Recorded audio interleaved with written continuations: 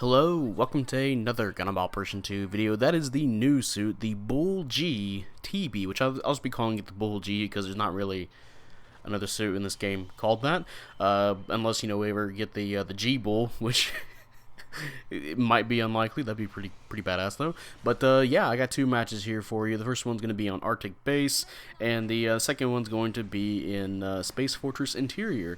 And I'm going to be honest, I have not played this game or at least not been playing it as much as I usually do. I've been playing a lot of Armored Core 6, and among other things, and so I am way off my game here.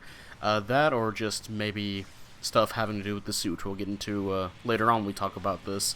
So I do apologize if the gameplay is not up to standard or whatnot. I still think these two matches do showcase some of the skills that the suit has and some of the weapons.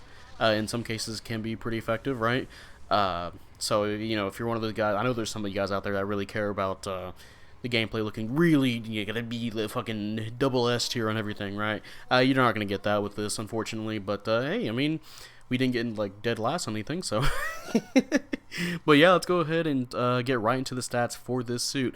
This is a 550 almost said support. It's a general. Honestly, I thought it was going to be a raid at first, but no, it's a general. You have 19,000 health with 28 ballistic and beam resistance.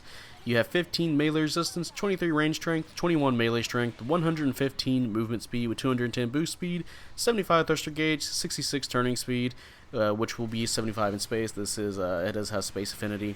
And yeah, for slots you have 12 close range slots, 24 mid range slots, and only 4 long range slots. So yeah, starting off already here, yeah, you have a lot of mid range slots. Really kind of weird building this. I did try to go for two kinds of builds. I went for a really tanky build with this suit because this suit does come with a skill that, and some other skills as well that can help with its tankiness, right? So I kind of went for, I believe it was 45 beam resistance, and I believe somewhere around the same for melee resistance. Didn't really do anything with the range strength and melee strength.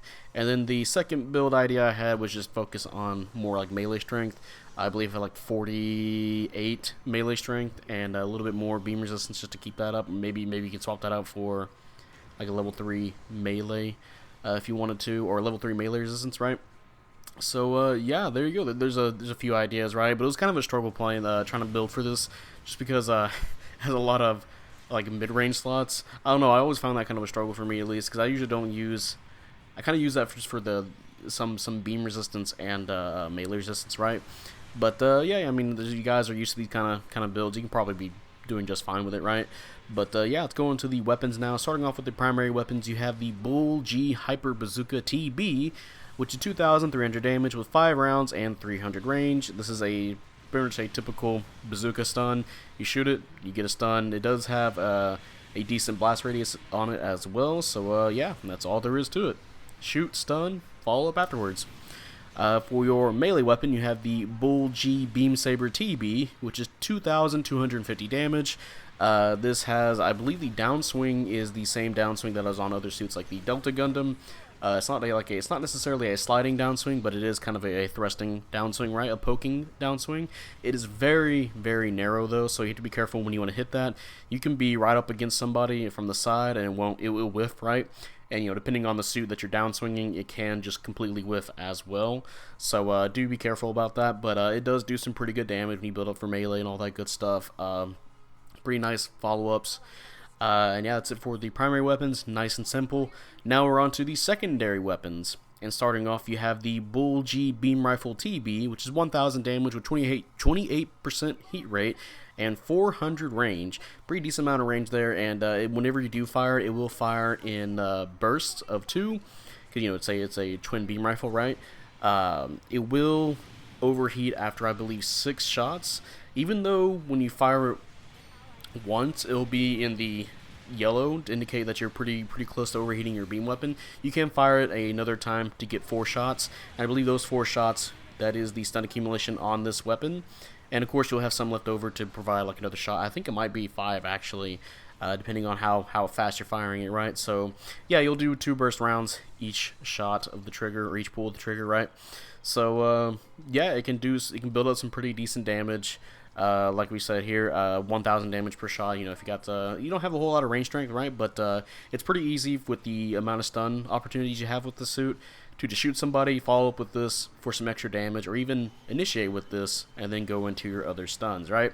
And speaking of another stun, here you have the Bull G Beam Rifle TB, which is 1,800 damage with 80% heat rate and 400 range. This is a beam rifle that is on your left shoulder. Can be pretty. If you're not used to firing from the left side, you know there's some angles that you'll miss. I believe you see my testing video. I aimed at somebody and I hit the person next to him, right? So be careful with that. But it does provide another instant stun, and the best part is that you can move while firing this, and it does have 400 range as well, so pretty good range just to poke at people with. And again, you combine that with some of the other weapons, you know, like we mentioned before, the twin beam rifle, easy follow-up damage. So yeah, you got some stun lock potential, you got some easy follow-ups, so pretty nice. Next weapon here is the 6-tube missile launcher, which is 900 damage per round with 6 rounds. 450 range, and you can also guide this with your reticle, kind of like with a few other missiles, like I guess for example the Gundam, right? Just so everybody knows we're out there.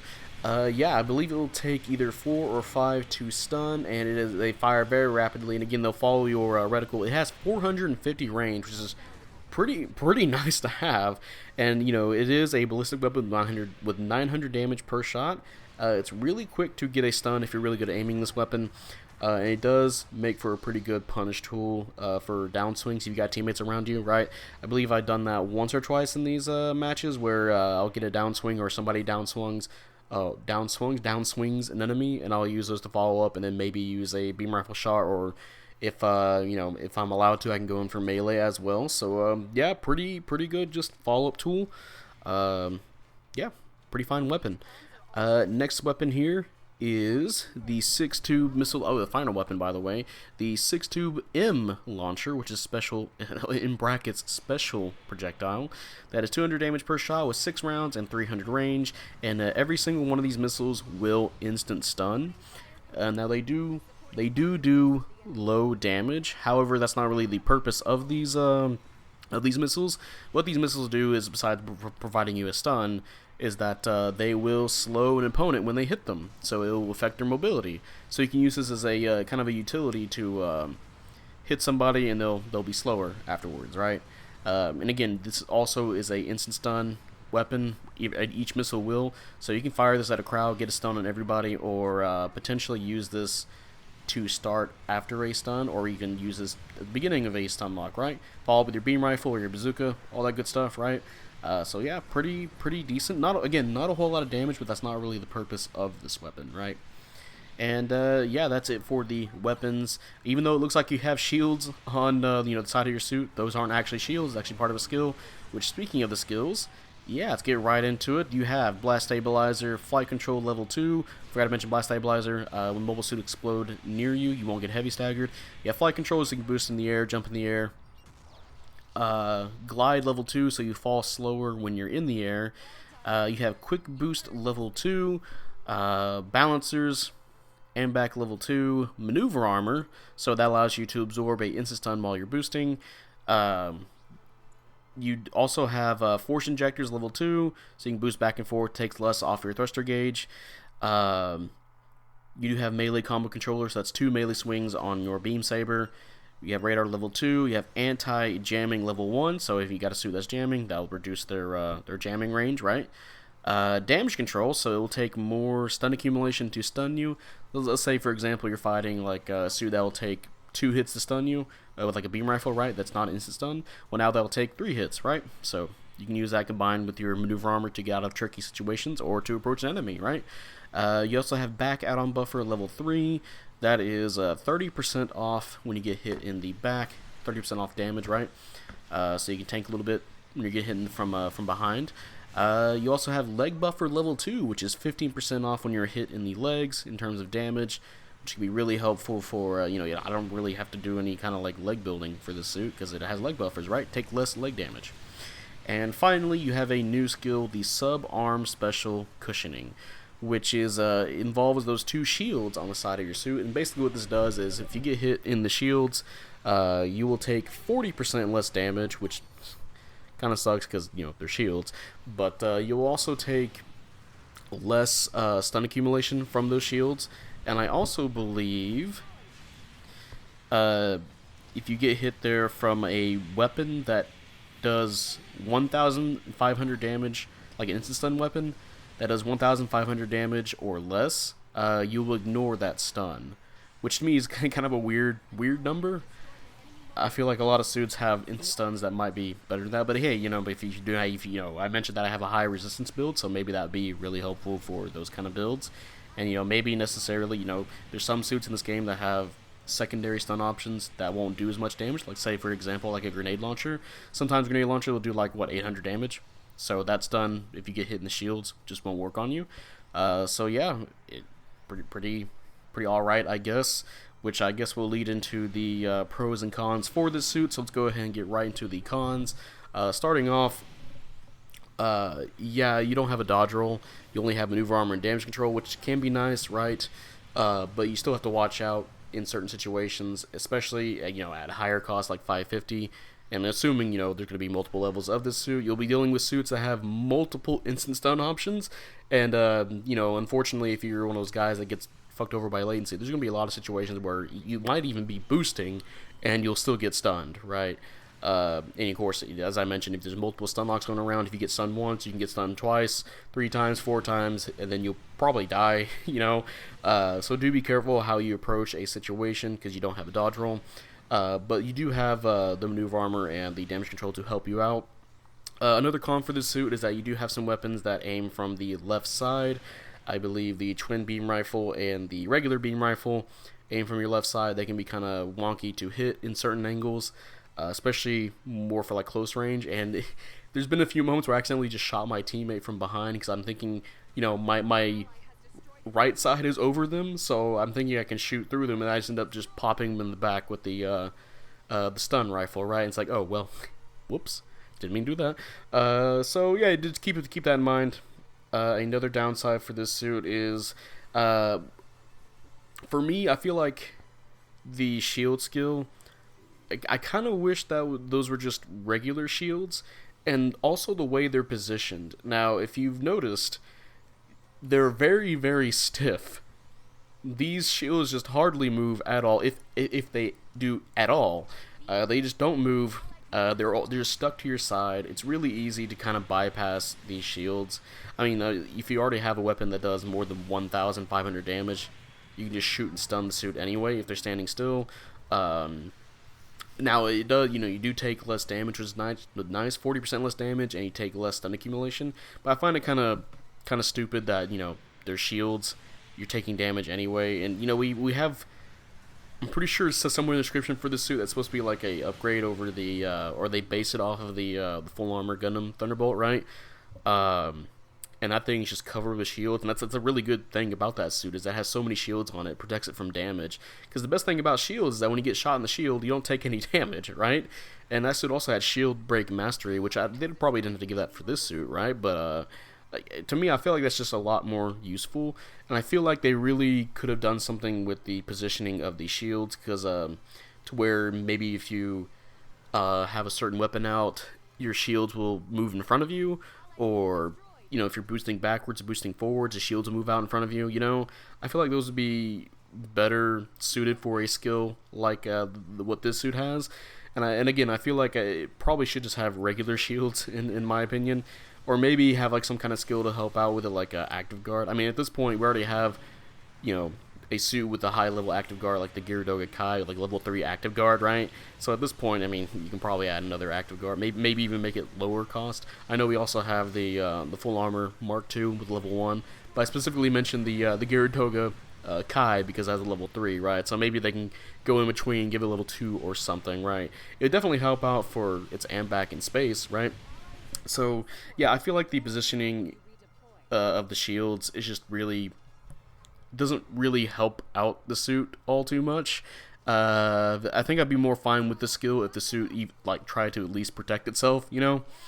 But yeah, I mean, when you do position yourself right, there is some moments. I believe in the space match, I do position myself sideways and absorb a lot of damage. So I guess there's some situations where you can use that, which I guess will lead to the pros. Which I guess I'll just go ahead and list this as a pro, that you take less damage. There's potential for you to ignore stuns even, and